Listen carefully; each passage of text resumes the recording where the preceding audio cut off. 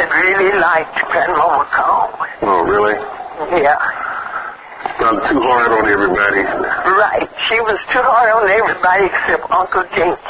He was her baby. That's what Players said. Players living here. He was teasing his Dink was spoiled. He said the same thing. He was. Yeah. He was the baby of the family. He was spoiled. My grandma was nice to him. But, cause she would feed Uncle Dink when his children would be having a hard time. And I don't know if big families can really be something. Uncle Tom lived across the road, kind of down the hill from Grandpa McConnell and Grandma McConnell. And Uncle Tom he had 10 children. Grandma McConnell had 10 children that got to be grown. I'm going to send you this thing because she had more than 10 children, but several of the babies died as babies. But anyway, there's a long story and a lot of history in the McConnell family. And Uncle Dink's children would be up to Uncle Tom's house a lot of times. And it looked like to me Uncle Tom was, he was feeding them. You know what I mean? Right. He'd come up and play with the other children and eat and all of that. I don't know what they would have done a part of the time it hadn't been for Uncle Tom and Ada. Right.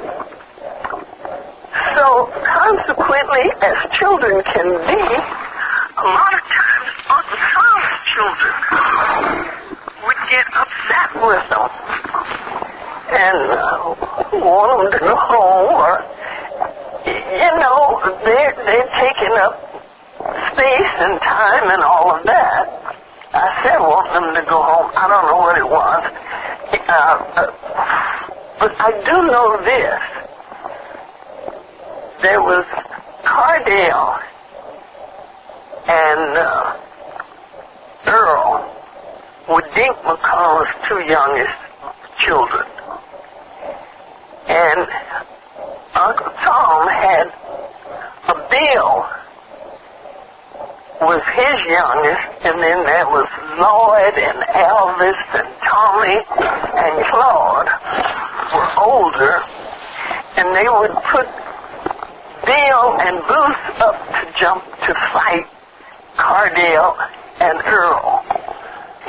And who was Claude like when he was growing up? Claude, to me, was the nicest one of Tom McConnell's boys. And his first trip to Texas, he went to Texas with my daddy. We drove down. My dad had a school bus, and we went down there for Christmas.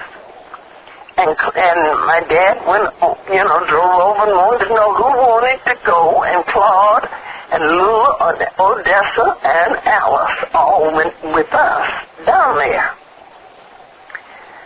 And Claude stayed and worked for Jink Jones and didn't come back with us when we, came back. He stayed down there, I don't know how long.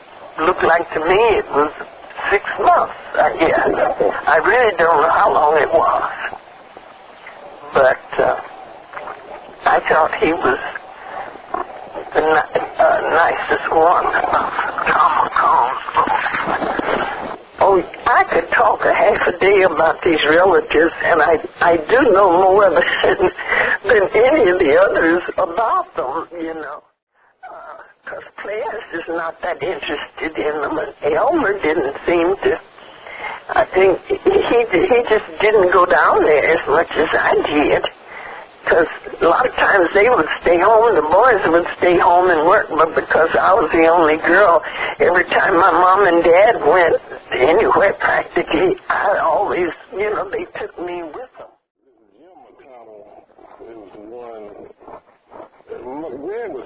about this, and that was the point I was trying to get straight, because she was talking about half-brothers and all this, that, and the other. And in those slave days, Minerva was just considered a piece of property, you know.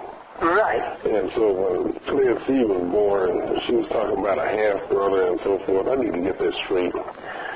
You know, I wanted to get it straight, too. My mother, of course, was not a McConnell, but she was an Evans. She had said that Grandpa McConnell had some half-brothers that were white. Right, and Indian, part white, part Indian. Well, I didn't hear about the Indian part. This is what Gran told me. You know. Oh. Well, I never heard it about the Indian part of the McConnells. But anyway, Grandpa McConnell, Uncle Tom, all of Grandpa McConnell's family moved from Henrietta, Texas, all those that weren't married, you know, by wagon. And they stopped at Tatum, Oklahoma. They were on their way to Langston. And to Langston, Oklahoma, because that's where Aunt Ella, Uncle Mark, and my dad had gone to school. Grandpa and Grandma sent them from Texas up there to go to school, you know, trying to get as much education as they could. That's what I was told.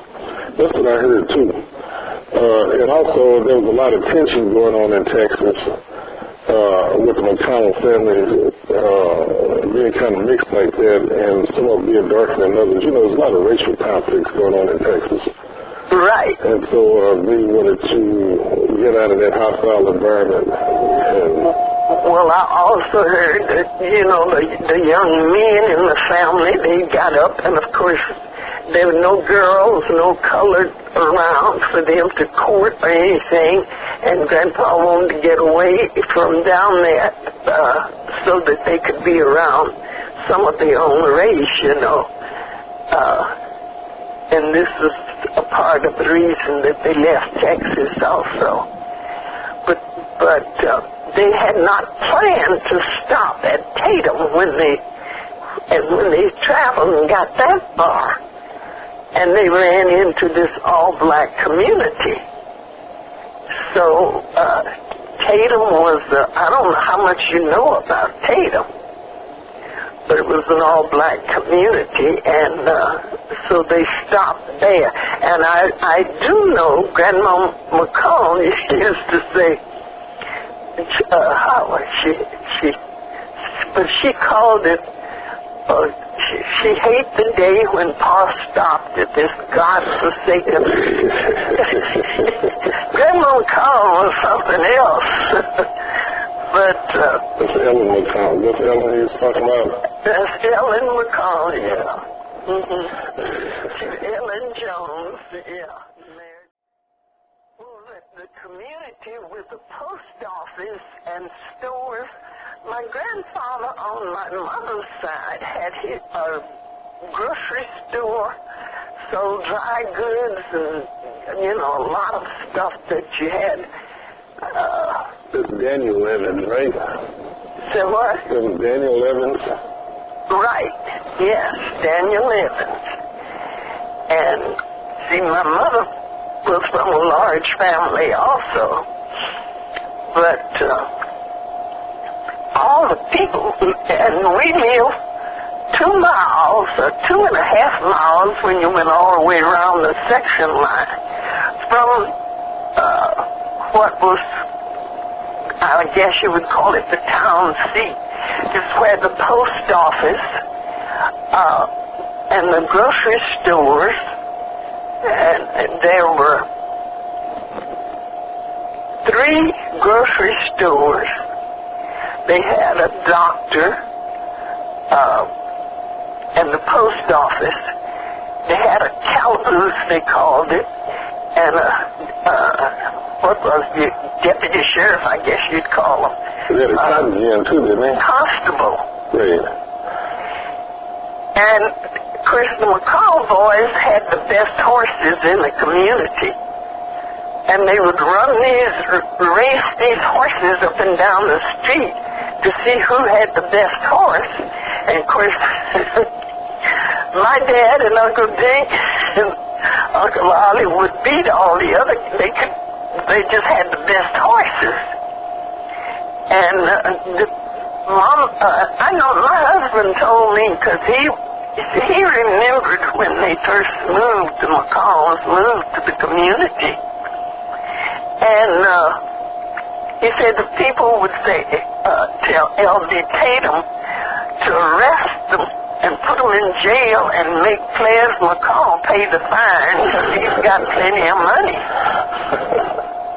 So, now, of course, my dad wasn't the one carousing. It was Uncle Dink and Uncle Ollie. I heard Uncle Dink was a pretty good bootlegger. Pretty good what? Bootlegger. Yeah, somebody was saying he used to run liquor. You never heard that? I know he drank. Uncle Dink, well, it's kind of a long story. What happened, there was a guy who lived in the community. There were 7 Hooks brothers from Alabama. And one of these Hooks brothers was going with Elnora Williams. And Uncle Ollie got stuck on her, so he was courting her. And she married Uncle Ollie. She didn't marry the Hooks guy. Okay, there was another man in the community that was married to the Hooks brothers' sister. His name was Lucas, Henry Lucas. Now, he is the one that shot Uncle Ollie. Right. I don't know if you've heard of that. Well, you told me that last time, yeah. And that's the one that Dink shot. Yeah, and he's the one. He came after Uncle Dink. He had gone in the community and told the people that Sunday morning he was going to kill Gene McConnell and Dink McConnell. But Uncle Dink grabbed the gun and shot him before he could shoot Uncle Dink. Well, that's an amazing story, you know. Tatum is the most amazing. And Grandma McConnell used to say, this God-forsaken country. It was something else. Why did they stop? Why didn't they keep going to Langston? Huh? You would think they would just keep going to Langston if she didn't like it. Well, they figured, now here's what I was told. They didn't tell me this, but that it was a lot of our race of people there. And of course, I guess they figured they would find wives and husbands, and so they stopped and settled there and bought land. And Grandpa McConnell bought 60 acres in one spot, and just across the road down below, Uncle Tom bought land, and then Dick McConnell. Now that's the marriages versus. He was married to Betsy Austin. Betsy Austin, yeah. AUSTON. 1897, June 13th, that's right. And when they left Henrietta, Texas, and Grandpa McConnell was he and Grandma in Henrietta, Texas, that's where my dad was born. Where was Zanella born? Archer County, Texas, June 2nd, 1883. Ella B. McConnell. I don't know. Her Ellen was born in 1855, April 26, 1855. I really did. Did Uncle Dink know about this? Well, he wasn't there half of the time. Oh. I mean, he and Aunt Bessie had to leave. The story that I have been told, my grandmother and my husband said, a guy killed a man, and Uncle Dinkin had not been in Oklahoma long, had not lived around a lot of our people, and didn't know how they were. Now, I don't know if that's the case or not, but anyway, they made whiskey and they drank, and Uncle Dink, being young, followed off after did, and some guy shot another fella and killed him, and told anyway, I don't know if they framed Uncle Dink or just told him to admit that he did the shooting, and Uncle Dink served time in the penitentiary for it. But my husband told me, and my Grandma Evans, Mama's mother, they said other folk in the community knew that Uncle Dink didn't do it. But what happened, he ended up being mean. He served some time in the penitentiary. And while he was in there, of course, Aunt Bessie had to depend on Grandma and Grandpa McConnell and Uncle Tom and them for feeding her family, and seeing after them kind of. And then Uncle Dink turned out mean. When he got out? Yeah.